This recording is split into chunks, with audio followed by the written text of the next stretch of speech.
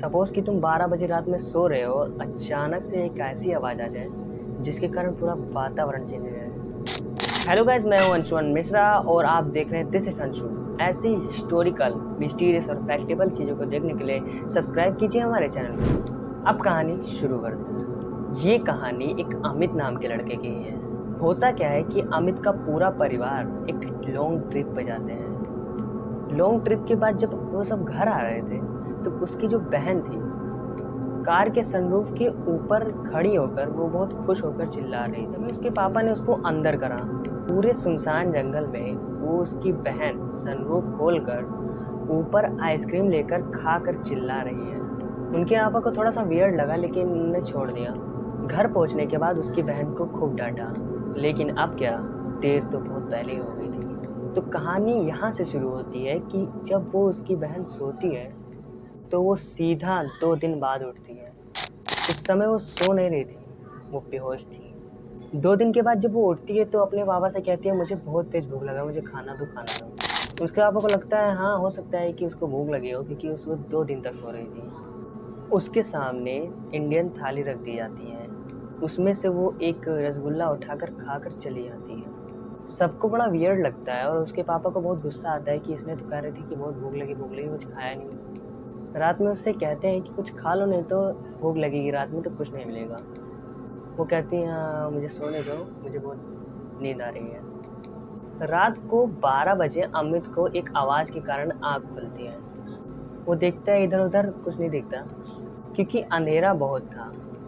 फिर उसके बाद जब वो विजुअल होने लगता है तब उसे दिखता है कि वो उसकी बहन अलमारी के ऊपर खुश ऐसे कर रही है। पहले तो उसे डर लगता है, उसके बाद वो पूछता है कि वहाँ पर क्या कर रहे हो, आओ नीचे आओ, लेकिन वो कुछ जवाब नहीं देती है। ऐसे ही वो रोज़ 3 बजे अमित की आँख खुलती है। वो देखता है कि उसकी बहन अलमारी के ऊपर। जब ये प्रोसेस 2-3 दिन तक चलता है उसके बाद वो अमित अपने माता पिता को बताता है। तब वो सीरियस लेते हैं बात को कि कुछ तो गंभीर बात है। तब होता क्या है कि वहाँ पर एक पंडित होते हैं, उनको बुलाया जाता है। पंडित अपना तंत्र मंत्र करना शुरू करते हैं। उसके बाद क्या होता है, पंडित उससे पूछते हैं कि तुम कौन हो, लेकिन वो बताने के लिए राजी नहीं होती है। उसके बाद पंडित जी हनुमान चालीसा पढ़ना शुरू करते हैं। फिर ये बताती है कि ये जब सनरूफ को खोल कर चिल्ला रही थी तब मुझे ये अच्छा नहीं लगा और मैं इसके अंदर चली आई।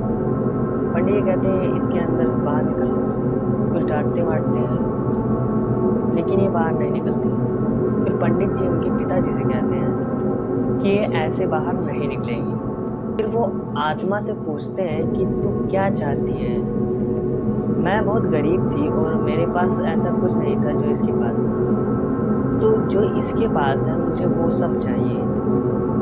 फिर उनके पिताजी उनसे पूछते हैं कि अब क्या करा जाए। तब फिर पंडित जी कहते हैं उस आत्मा से कि तुम्हें एक एक दिन क्यों दें, एक साथ ही दे दे। तो वो आत्मा कहती है हाँ दे दो। तब उनके पिताजी पंडित जी का इशारा समझ जाते हैं। उसकी बहन ऊपर होकर देखती है और कहती है इसमें लिपस्टिक कम है, लेकिन उसको पता कैसे चला कि उसमें लिपस्टिक कम है। तो जल्दी से उसे ढूंढ ढांड कर रखते हैं और उनसे कहते हैं कि लो और चली जाओ यहाँ से। उस शरीर को छोड़कर चली जाती है। अगर ये वीडियो आपको अच्छी लगी हो तो इसे सब्सक्राइब कीजिए।